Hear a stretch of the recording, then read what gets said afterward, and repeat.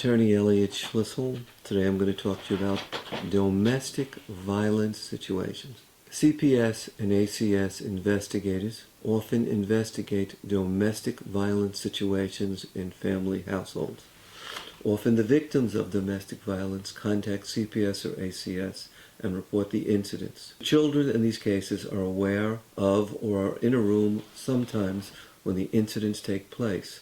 These situations involve ACS having a tendency to go after both the perpetrator of the domestic violence as well as the victim of the domestic violence.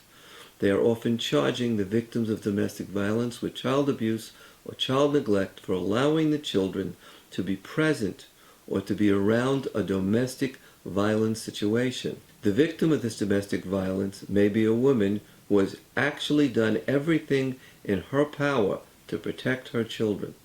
In spite of this, in many cases, the victims of domestic violence have been indicated for child abuse, child maltreatment, or child neglect by ACS and CPS investigators. Many mothers would rather be threatened with prison than losing their children from being involved in a domestic violence relationship. The level of proof CPS and ACS workers are required to set forth against a mother who is the victim of domestic violence is minimal. In these cases, it often makes it very difficult for the mother to defend herself. There is often situations when the mother is charged with failure to protect children, or the mother should have known to remove a child or children from a household that may be subject to domestic violence.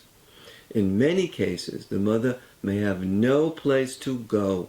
In some of these cases, ACS and CPS seek to remove the children from the mother's custody for her failure to protect the children. Failure to protect the children is not from the abuse, but from being present while the mother was abused.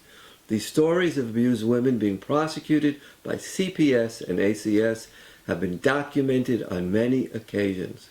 Unfortunately, CPS and ACS only have the ability to deal with protecting the individual subject to domestic abuse.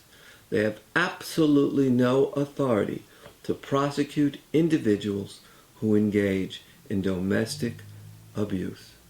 This is Attorney Elliot Schlissel signing off.